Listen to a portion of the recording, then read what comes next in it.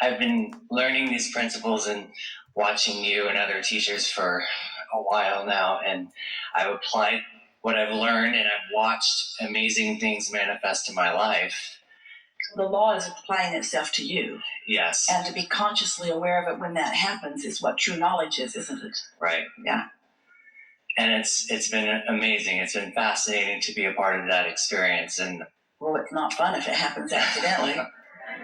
Right. The funnest thing is to find a thought and acknowledge the value of it, and then focus on it deliberately until you watch the momentum of it increase, and then watch the outcome of that deliberately applied focus. Yes. Yes. And the fascinating part is that I've manifested things that I've wanted and then found myself totally dissatisfied. And well, that's because you chewed all the flavor out of the gum. Mm-hmm. It was the process. You didn't create that so that you just focus on it forevermore. You were getting ready to be ready to be ready to be ready to be ready to be ready to be ready to be ready. It's just a bouncing off place for something else. But it was good when it was good. Right. Why are you bashing it because you haven't thought of anything else? Right. Because if you're in alignment with something and it becomes, your complaint cannot be more than this. It isn't all that I want. Well, nothing is ever, ever, ever going to be all that you want. Because you're not ever going to stand in a place that is void of contrast. So you're not ever going to stand in a place that is void of expansion. And since you're never going to be in a place where there is not more expansion, then you're never going to be in a place where you're done. What people think satisfaction is now I don't have to think about that anymore. No. Satisfaction is now I get to think about this in the way my inner being is thinking about that. Satisfaction is not ever being done. Being done is not satisfying, and it's fortunate that you cannot be done, or you can't get it done, or get it wrong. So I found myself when I was dissatisfied, I was able to tap into it. So give us an example. Dissatisfied meaning. So let's talk about the true definition of dissatisfaction. I'm choosing to look at this differently than my inner being is. I'm choosing to find some sort of lack in it. Because? Well, I feel this urge for more meaning, more purpose. So that urge is coming forth from within. So this is a really good conversation. So when does the inspired urge from the source within you, when could it be not satisfying? Knowing what you know about the laws, and you know all you need to know just from the discussion today, under what possible circumstance could you feel dissatisfaction? It's always the same answer. You're looking at it differently than source is. Do you want to give us an example? Well, mainly to do with my career. I've manifested amazing opportunities. So when you use the word career, mm-hmm. when almost everyone uses the word career, you make it sound like it's this box.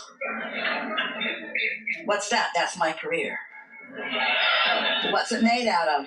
Tears and sweat.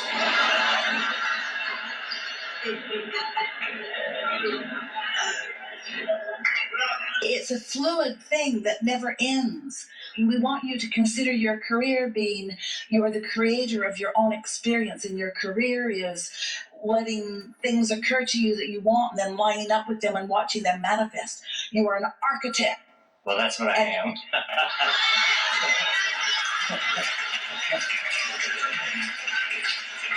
But you're an even more important architect than you're an architect, and you are a receiver of goods, and you are putting together of the pieces, and you are a manager that gathers everything that is necessary to move things forward.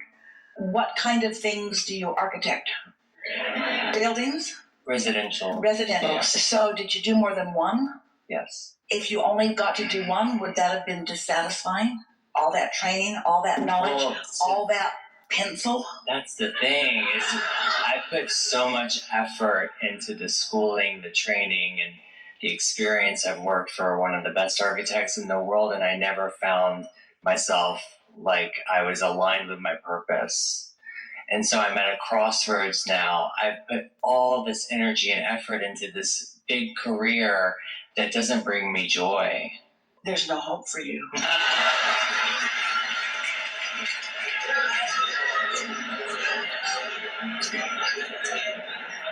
So let's talk about the vantage point that you're standing in. So first, it doesn't help to feel like you've sacrificed in order to accomplish something. Right. Because learning that was fun. You remember when you first got the idea? You remember how it felt? And there are aspects that I love about it. So what is the most exhilarating thing about envisioning something and having knowledge about what tools and materials that it would actually take for those thoughts to turn to things? Wow. Yeah. You get to take ideas and concepts and draw lines into spaces. And you get to envision it, and then others get to follow through and actually turn your vision into a tangible, knock on wood, reality. And that's not satisfying? It's more satisfying when I'm doing it for myself. So this comes back to what we were talking about earlier, about purpose of self. Step back just a little bit from any creation that you might be personally involved in right now. We just want to ask you a few questions. Is it of interest to you that your Earth spins in its orbit? Is it interesting to me that the Earth spins in orbit? Is it interesting or satisfying? Because it's not just for you. Right. It's necessary for you. Yes. And if it weren't doing that, you'd have a problem. That's right. But it's not a specific thing that is necessarily ringing your bells every single day. No.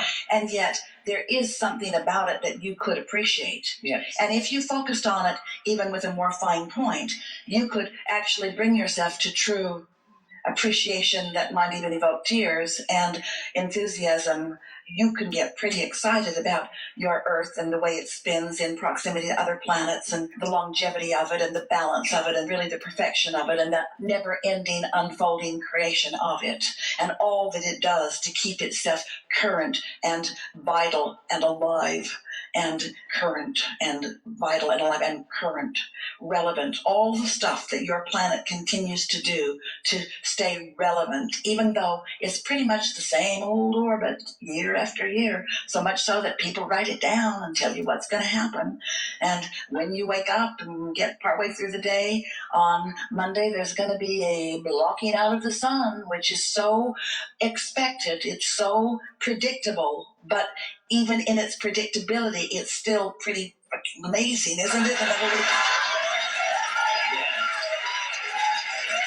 And I've been in that state for long periods of time and then kind of had situations occur that knocked me off kilter, and I've had a difficult time getting back into that inspiration. But do you hear what we're saying to you? It's your job to keep your work relevant to you. It's your job to keep it active and alive. It's your job to breathe more life into it, because your job's a little bit like the chair that we were describing earlier. Oh, it's done.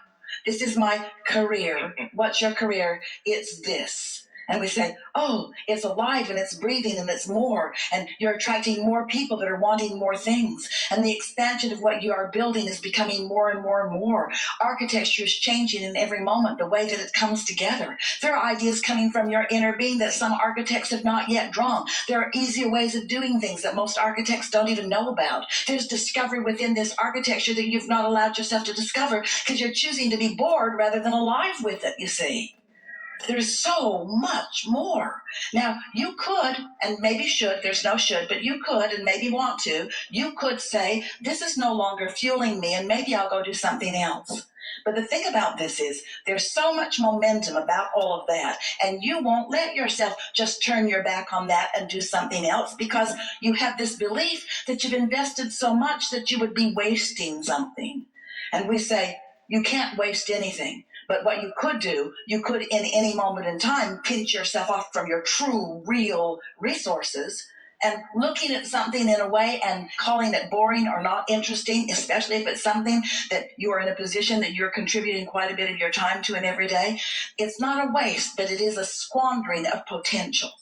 which translates as a not satisfying experience. Do you believe that your inner being went to architectural school with you? Do you believe that your inner being and those that hang around with your inner being understand things about that you're still in the process of discovery?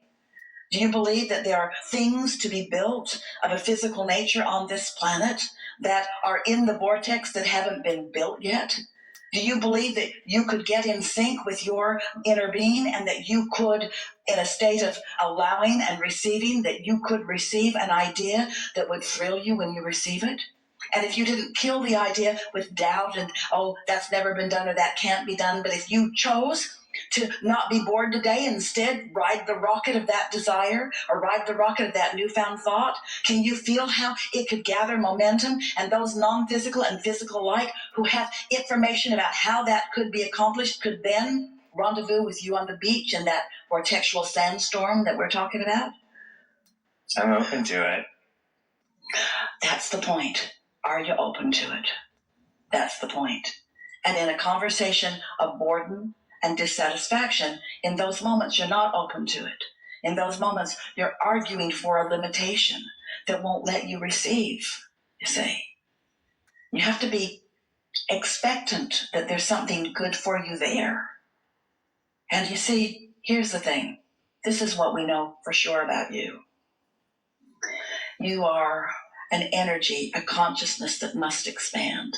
And when you feel limited by the box that you put yourself in, then it isn't fun. You got to figure out how to get the lid off that box. You got to draw some things that thrill you, and you got to go to the job site and you got to watch it go up, and you got to feel the thrill of the people who are involved in it, and you got to feel the thrill of everything that gets set in motion because of your dream. Or you've got to be in the receptive mode where you can hear the dream that somebody else who's deciding. The reason that you're saying it's only exciting for me if I'm building it for myself is because of more of your ideas are coming into it. But what about dovetailing what you know with what someone else wants and giving them the most that they could possibly expect because you're so good at that? What about being so good at conveying what's in your mind and what you see? We just want you to feel everyone. And the reason that we're talking so long with you about something that is really pretty obvious when you think about it is because all of you are the architects of your experience. And so many people are sort of stuck and bored because you think it's all got to come out of your mind when you have bit by bit put all of the building blocks into the vortex and your inner being has constructed stuff unlike anything that you've lived, anything that you've seen, or anything that anybody has lived. And you want to get in the receiving mode of that architect who will bring to life for you, bit by bit by bit, what you've put there. You're ready to see more than you're letting yourself see. Sometimes people say, well, I'm pretty bored with this or unhappy with this, and do you think I should stop doing this?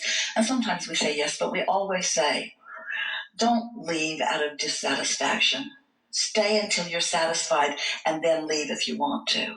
Because if you leave out of dissatisfaction, then the next thing you attract doesn't have any juice.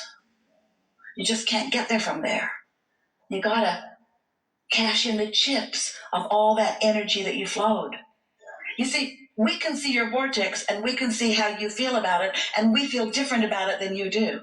So we're using all these words to get your juices flowing, but we're not getting your juices flowing because words don't teach. It's only for your satisfaction. That's why you gotta be satisfied. It's only for your satisfaction. That's why you have to find a way to let yourself be satisfied, because it's only for your satisfaction. No matter what it is you're talking about, I think all of this only exists for your satisfaction. They're not lessons to be learned or stuff that you need to teach others. It's only for the joyous experience of being the architect of your own creation.